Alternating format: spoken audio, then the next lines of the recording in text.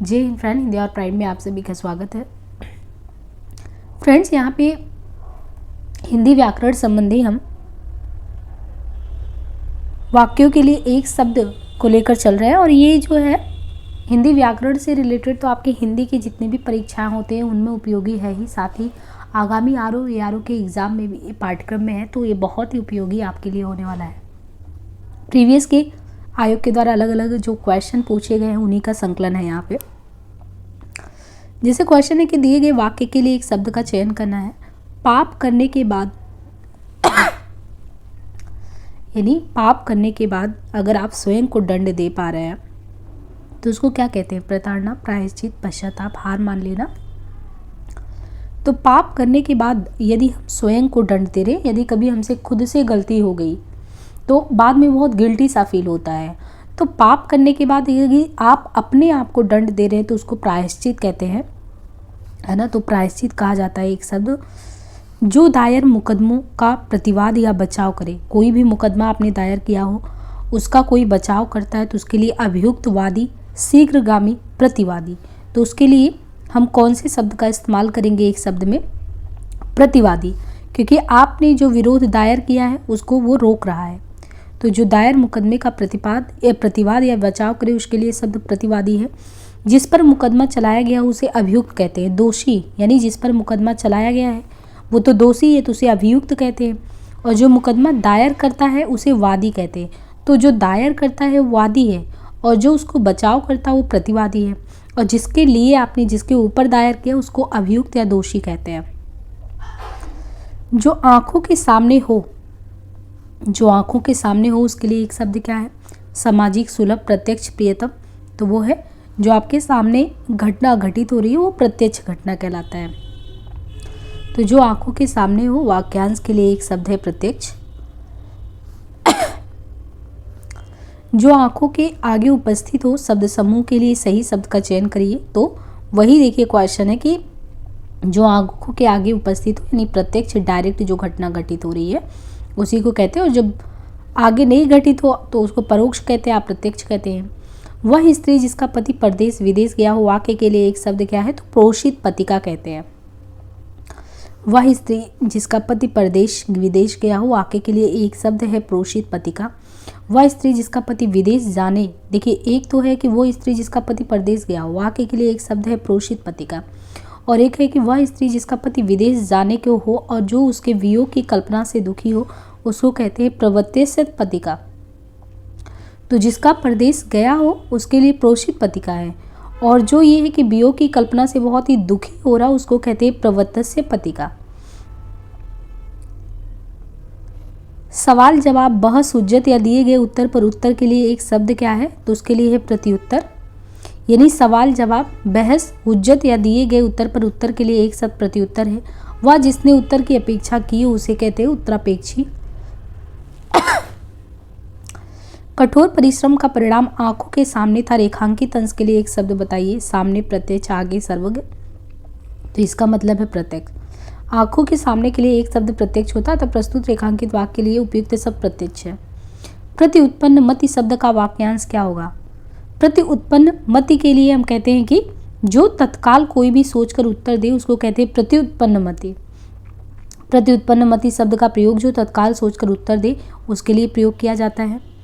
देखिए ये क्वेश्चन फिर से एमपी प्रोफेशनल में भी आया हुआ है, तो वही चीज़ है कि प्रति उत्पन्न मति यानी जैसे ही कोई भी आपके सामने समस्या आई आपने तत्काल सोचकर उसका निवारण दे दिया, तो अतिशीघ्र सोचना एक शब्द प्रत्युन्मति है। विकल्प में दिए गए अनेक शब्दों के लिए एक शब्द नवजात जिसका जन्म अभी अभी हुआ हो। अज्ञ का क्या मतलब होता है? अज्ञ का मतलब होता है जो कुछ ना जानना हो। अज्ञ वो होता है जो कुछ नहीं जानना। बहुचर्चित जिसकी अत्यधिक चर्चा हुई हो। जो किसी बात या उक्ति को तुरंत सोच ले के लिए एक शब्द क्या होगा? तो जो तुरंत सोच ले वही प्रत्युत्पन्नमति। जो किसी बात या उक्ति को तुरंत सोच ले उसके लिए प्रत्युत्पन्नमति शब्द का प्रयोग करते हैं। जो व्यक्ति विदेश में रहता हो उसके लिए दिए गए विकल्पों में से कौन सा सही है? तो जो व्यक्ति विदेश में रहता हो उसके लिए प्रवासी शब्द का इस्तेमाल करते हैं। प्राणदा के लिए अनेक शब्द हैं, तो प्राणदा किसे कहते हैं? जीवन देने वाली दवा। जो शब्दांश किसी शब्द के अंत में जुड़कर नया शब्द बनाते हैं उसे क्या कहते हैं? तो जो शब्दांश किसी शब्द के अंत में जुड़कर नया शब्द बनाते हैं उसे कहते हैं प्रत्यय। जो शब्दांश किसी शब्द के अंत में जुड़कर नया शब्द बनाते हैं उन्हें प्रत्यय कहते हैं। प्रज्ञा चक्षु के लिए वाक्यांश क्या है? तो प्रज्ञा चक्षु बुद्धि जिसका नेत्र हो।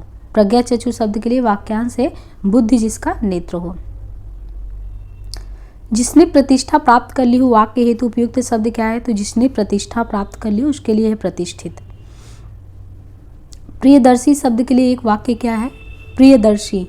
तो प्रियदर्शी के लिए जो देखने में प्रिय लगे। प्रियदर्शी शब्द के लिए एक वाक्य है जो देखने में प्रिय लगे। जो प्रिय बोलता हो उसे प्रियभाषी भी कहते हैं। प्रिय वचन बोलने वाली स्त्री के लिए उपयुक्त शब्द कौन सा है? तो प्रियंबदा कहते हैं उसे। देखिए बा अक्षरों से जो शब्द बनने वाले हैं, जैसे खाने की इच्छा के लिए एक शब्द बताना है तो खाने की इच्छा के लिए होगा बुभुक्षा। एक शब्द जो है बुभुक्षा होगा। खाने की इच्छा के लिए एक शब्द बुभुक्षा होगा। लिप्सा लाभ की इच्छा से। प्रमेय जिसे मापा या तौला जा सके उसको कहते हैं प्रमेय। जिगीसा क्या होता है? तो जीतने की इच्छा को जिगीसा कहते हैं। निर्निमेष बिना पलक गिराए तो बिना पलक गिराए तो उसको निर्निमेष कहते हैं। तो लाभ की इच्छा लिप्सा, प्रमेय जिसे मापा या तौला जा सके, जिगीसा जीतने की इच्छा, निर्निमेष बिना पलक गिराया। बहुज्ञ शब्द का सही अर्थ क्या है? तो बहुज्ञ जो बहुत जानकार हो उसको बहुज्ञ कहते हैं।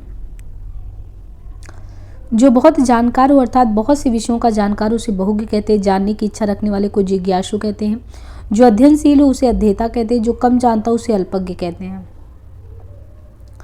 जो एक से ज़्यादा भाषाएं जानता हो उसके लिए उपयुक्त शब्द क्या है? तो उसके लिए है बहुभाषाविद। जो एक से अधिक भाषाएं जानता हो उसके लिए उपयुक्त शब्द है बहुभाषाविद अथवा भाषाविद। दो पक्षों के मध्य भाषाओं को समझाने में भूमिका निभाने वाला दुभाषिया कहलाता है तथा जिसे ज्ञान हो उसे ज्ञानी कहते हैं। साक्षर जो पढ़ना लिखना जानता हो उसके लिए उपयुक्त शब्द है साक्षर। दो भाषाएं बोलने वाले को द्विभाषी भी कहते हैं। जिस भूमि में कुछ ना पैदा होता हो उसके लिए एक शब्द क्या है? तो जिस भूमि में कुछ ना पैदा होता हो उसके लिए एक शब्द क्या है? बंजर। भूमि के अंदर की जानकारी रखने वाले को क्या कहते हैं? भूमि के अंदर की जानकारी जो रखता है उसको भूगर्भवेत्ता कहते हैं। तो भूमि के अंदर की जानकारी रखने वाला भूगर्भवेत्ता। जो पहले था पर अब नहीं है के लिए एक शब्द है। जो पहले था पर अब नहीं है उसके लिए भूतपूर्व। जो पहले था पर अब नहीं है उसके लिए एक शब्द है भूतपूर्व। भवितव्य शब्द के लिए उचित वाक्य क्या है? भवितव्य के लिए क्या है? भविष्य में होने वाला। देखिए यहाँ पे भी क्वेश्चन है कि भविष्य में होने वाला, उसके लिए हम एक शब्द गत भी इस्तेमाल करते हैं। गत नहीं कहेंगे, भावी, भविष्य में होने वाला है। तो यही क्वेश्चन यहाँ भी था, उसके लिए यहाँ पे भवितव्य भी कहते हैं और भावी भी कहते हैं। भूधर शब्द के लिए एक वाक्य क्या है? भूधर शब्द के लिए एक वाक्य इनमें से क्या है? तो जो भू को धारण करता हो। तो भूधर शब्द के लिए एक वाक्य है जो भू को धारण करता है। भूधर पर्वत का पर्यायवाची भी है। निश्चित रूप से घटित होने वाले वाक्यांश के लिए एक शब्द क्या होगा? तो उसको भवितव्य कहते हैं। निश्चित रूप से घटित होने वाले वाक्यांश को भवितव्य कहते हैं। यहाँ पे दिया है क्वेश्चन कि जो मर रहा हो उसके लिए एक शब्द क्या होगा? जो मर रहा हो उसके लिए मुमूर्षु। मुमूर्षु से कहते हैं जो मर रहा हो, अर्थात जो मरने वाला उसको मुमूर्षु कहते हैं। देखिए यहाँ पे कुछ शब्द दिए गए हैं इसी से रिलेटेड जो इम्पोर्टेंट है, जैसे मुमुक्षु जिसे मोक्ष की कल्पना हो यानी कामना हो, जिसे मोक्ष चाहिए। तो एक तो है कि जो मर रहा हो तो मुमूर्षु, तो ऐसे मुमूर्षु में आपको लगेगा कि हाँ मरने से कुछ ऐसा आ रहा है, लेकिन यहाँ पे मुमुक्षु तो जैसे लग रहा है कि मोक्ष की कामना की बात की जा रही है। मुमूर्षा तो मर जाने की कामना। मुमूर्ष जिसे मर जाने की कामना हो, जो मरणासन स्थिति में हो। तो मर जाने की कामना और मर जाने की कामना, तो मुमूर्षा और ये चीज़ें। मुमुक्षा मोक्ष की कामना प्राप्त करने की इच्छा। मन को हारने वाला वाक्य के लिए नीचे दिए गए विकल्प में से एक शब्द चुनना है। मन को हरने वाला, तो मन को हरने वाला इसमें कौन है? मनोहर। मन को हरने वाला वाक्य के लिए एक शब्द मनोहर है। जो मद में उन्मत्त हो वाक्य के लिए एक शब्द मदमस्त तथा मर्मस्थल को छेदने वाले वाक्य के लिए मर्मांतक है। कम बोलने वाले वाक्यांश के लिए एक शब्द क्या है? तो जो कम बोलने वाला वाक्यांश है उसके लिए एक शब्द है मितभाषी। कम बोलने वाले मितभाषी कहे जाते हैं। बहुभाषी जो है कई भाषाओं को बोलने वाले। मृदुभाषी मधुर भाषा को बोलने वाले। आभासी जो भाषा नहीं बोलता हो।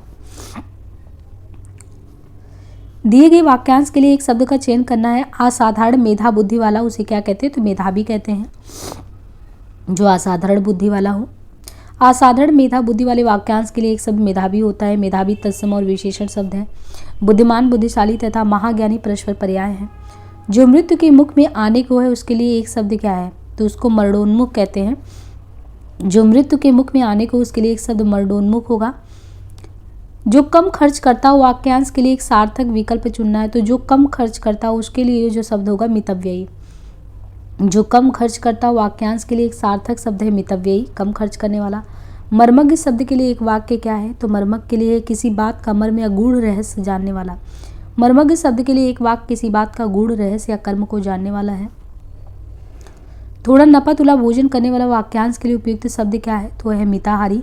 थोड़ा नपा तुला भोजन करने वाले वाक्यांश के लिए उपयुक्त शब्द मिताहारी है। जो कम या नपा तुला खर्च करने वालों के लिए एक शब्द मितव्ययी है। तो यहाँ पे जो थोड़ा नपा तुला भोजन करने वाला है उसको मिताहारी कहते हैं, नपा तुला भोजन करता है। और कम या नपा तुला खर्च करने वाले को एक शब्द उसके लिए मितव्ययी शब्द प्रयोग करते हैं। मोक्ष की कामना करने वाले वाक्यांश के लिए एक शब्द क्या है? तो जो मोक्ष की कामना करता हो उसके लिए वाक्यांश के लिए एक शब्द इनमें से है मुमुक्षु। जिसके हृदय पर आघात हुआ वाक्यांश के लिए एक उपयुक्त शब्द क्या होगा? जिसके हृदय पर आघात हुआ हो उसके लिए मर्माहत शब्द का प्रयोग करते हैं।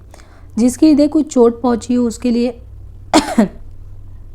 जिसके हृदय को चोट पहुंची उसके लिए एक शब्द क्या है इनमें से? तो मर्माहत। कम बोलने वालों के लिए एक शब्द क्या होगा? जो कम बोलते हैं उनके लिए है मितभाषी। जो मृत्यु को जीत ले उसके लिए दिए गए विकल्पों में से कौन सा सही है? जो मृत्यु को जीत ले उसके लिए जो है मृत्युंजय शब्द का प्रयोग करते हैं। जो कम खर्च करता हो इस वाक्यांश के लिए एक शब्द क्या हो गया? तो वो होगा मितव्ययी। मरणासन अवस्था वाले के लिए एक शब्द इनमें से क्या है? तो जो मरणासन स्थिति में उसको मुमूर्षु कहते हैं। जो हर समय अपना मतलब साधता उसे क्या कहा जाता है? तो उसे क्या कहते हैं? मतलबी भी कह सकते हैं, स्वार्थी भी कह सकते हैं।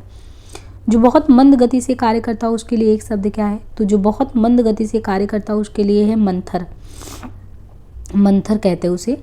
जो युद्ध में स्थिर रहता है, तो जो युद्ध में स्थिर रहता है उसके लिए एक शब्द है युधिष्ठिर। जो युद्ध में स्थिर रहता है उसे युधिष्ठिर कहते हैं। युयुत्सा किसे कहते हैं? तो युद्ध करने की अगर प्रबल इच्छा है तो युद्ध करने की प्रबल इच्छा को युयुत्सा कहते हैं। जो युद्ध में स्थिर है युधिष्ठिर हो गया। युयुत्सा युद्ध करने की प्रबल इच्छा हो गई।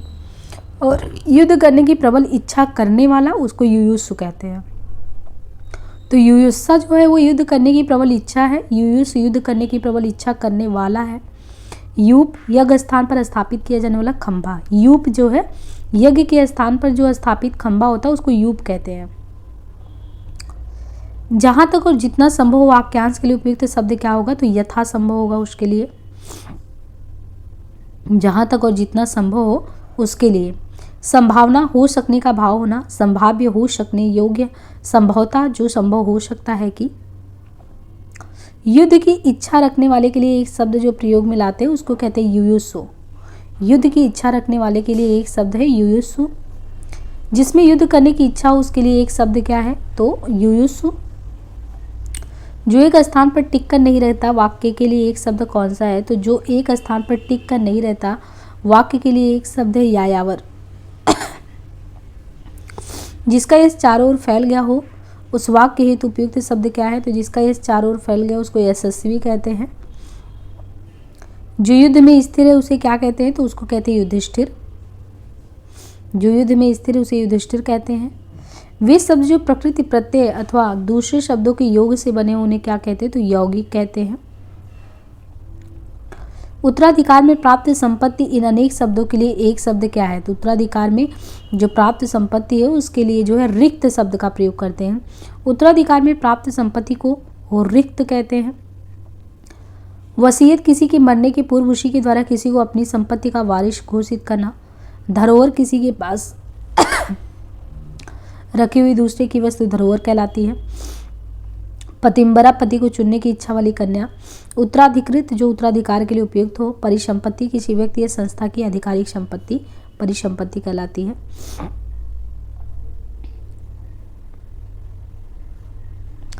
रजोगुण वाला के लिए एक शब्द कौन सा है, तो रजोगुण वाले को राजसिक कहते हैं। निम्नलिखित प्रश्न में 4 विकल्पों में से उस सही विकल्प का चयन करें जो वाक्यांशों के लिए एक शब्द का विकल्प है। जो इस श्लोक की बात करता हो वो है लौकिक, जो इस श्लोक की बात करता हो लौकिक है वो, और जो इस श्लोक का ना हो उसके लिए एक शब्द अलौकिक है। बच्चों को सुलाने के लिए गाया जाने वाला गीत कौन सा है, तो वो लोरी कहलाता है। बच्चों को सुलाने के लिए गाया जाने वाला गीत लोरी है। जो बहुत बोलता हो उसके लिए एक शब्द क्या होगा, तो जो बहुत बोलता हो उसके लिए वाचाल शब्द का प्रयोग होता है। वाचाल शब्द के लिए एक वाक्य क्या है, तो वाचाल के लिए जो बहुत अधिक बोलता हो उसके लिए वाचाल शब्द का प्रयोग करते हैं। जिसे अपनी जगह से अलग कर दिया गया हो उसके लिए एक शब्द क्या है, तो उसको विस्थापित कहते हैं। जिसे अपनी जगह से अलग कर दिया गया हो उसके लिए एक शब्द विस्थापित है। संस्थापित विशेषण है जिसका अर्थ निर्मित, बैठाया हुआ तथा संचित होता है। वह लड़की जिसका विवाह होने को हो के लिए कौन सा शब्द सही है, तो जिसका विवाह होने को उसको वैवाहिकी कहते हैं। वह लड़की जिसका विवाह होने को हो उसके लिए वैवाहिकी शब्द इस्तेमाल करते हैं। जो बात वर्णन से परे हो, तो वर्णन से परे हो उसको वर्णातीत कहते हैं। जो बात वर्णन से परे हो वर्णातीत कहलाता है। जिसका वर्णन किया जा सके वर्णनीय तथा जिसका वर्णन ना किया जा सके उसे अवर्णनीय कहते हैं। जिसका वर्णन किया जा चुका उसे वर्णित कहते हैं। वनस्पति का आहार करने वाला वाक्य हेतु उपयुक्त शब्द कौन सा है, तो वनस्पति का वनस्पत्याहारी कहते हैं। वनस्पति का आहार करने वाले को वनस्पत्याहारी। वीर पुत्र को जन्म देने वाली वाक्यांश के लिए एक शब्द क्या है, तो उसके लिए वीर प्रशु। वीर पुत्र को जन्म देने वाली वाक्यांश के शब्द वीर प्रशु हैं। वीर बहू के लिए एक शब्द वीर बहुरी भी है। वह कन्या जिसके साथ विवाह का वचन दिया गया हो, तो ऐसी कन्या जिसके साथ विवाह का वचन दिया गया हो उसके लिए वाग्दत्ता। देखिए, वो कन्या जिसके साथ विवाह का वचन दिया गया हो उसके लिए एक शब्द वाग्दत्ता है। कन्या का विवाह कर देने का वचन देने की रस्म को वागदान कहते हैं। तो 2 चीज़ें हो गई। वो कन्या जिसके साथ विवाह का वचन दिया गया हो उसके लिए एक शब्द तो वाग्दत्ता है, और कन्या का विवाह कर देने का वचन देने की जो रस्म है वो रस्म को कहते हैं वागदान। जिस पर विश्वास किया गया वाक्यांश के लिए एक शब्द क्या है, तो जिस पर विश्वास किया गया उसको विश्वस्त कहते हैं। जिस पर विश्वास किया जा सके वो विश्वसनीय कहलाता है, जबकि जिस पर विश्वास किया गया है वो विश्वस्त कहलाता है। वह नायिका जो अपने पति के परदेश में होने के कारण दुखी हो वो क्या कहलाती है, तो वियोगिनी कहलाती है। वो नायिका जो अपने पति के परदेश में होने के कारण दुखी हो उसके लिए एक शब्द जो इस्तेमाल होता है उसको वियोगिनी या विरहड़ी कहते हैं। विरह दुख में जलने वाली स्त्री के लिए एक शब्द विरह विदग्धा भी है। जिसका कोई अर्थ ना हो वाक्य के लिए उपयुक्त शब्द क्या है, तो व्यर्थ। जिसका कोई अर्थ ना हो व्यर्थ। व्यर्थ अथवा अर्थहीन कहलाता है। इसके लिए निरर्थक शब्द भी इस्तेमाल कर सकते हैं। वातानुकूलन शब्द के लिए एक वाक्य क्या है, वह स्थान जहाँ सर्दी गर्मी को नियंत्रित किया गया हो। तो वातानुकूलन शब्द के लिए एक वाक्य है, वह स्थान जहाँ सर्दी गर्मी को नियंत्रित किया गया हो। वैष्णव शब्द के लिए एक वाक्य क्या है, तो विष्णु का उपासक कहलाता है वैष्णव। विष्णु के उपासक के लिए एक शब्द निम्नलिखित में से कौन है, तो विष्णु के उपासक के लिए वैष्णव शब्द का इस्तेमाल करते हैं। तो इस तरीके से जो है हमने यहाँ पे काफ़ी क्वेश्चन किया। विष्णु के उपासक वैष्णव कहलाते हैं। बचपन और जवानी की उम्र के बीच की संधि, देखिए बचपन और जवानी की उम्र के बीच की संधि वह संधि जिसका कोई अंग बेकार गया हो उसको विकलांग कहते हैं, और वह स्त्री जिसका पति मर गया हो उसको विधवा कहते हैं। तो बाकी हम नेक्स्ट पार्ट में देखेंगे। आज के लिए इतना ही। चैनल पे बहुत सारे हिंदी के कंटेंट दिए और व्याकरण संबंधी कंटेंट के लिए आप पूरी प्लेलिस्ट को विजिट करें। आज के लिए इतने, धन्यवाद।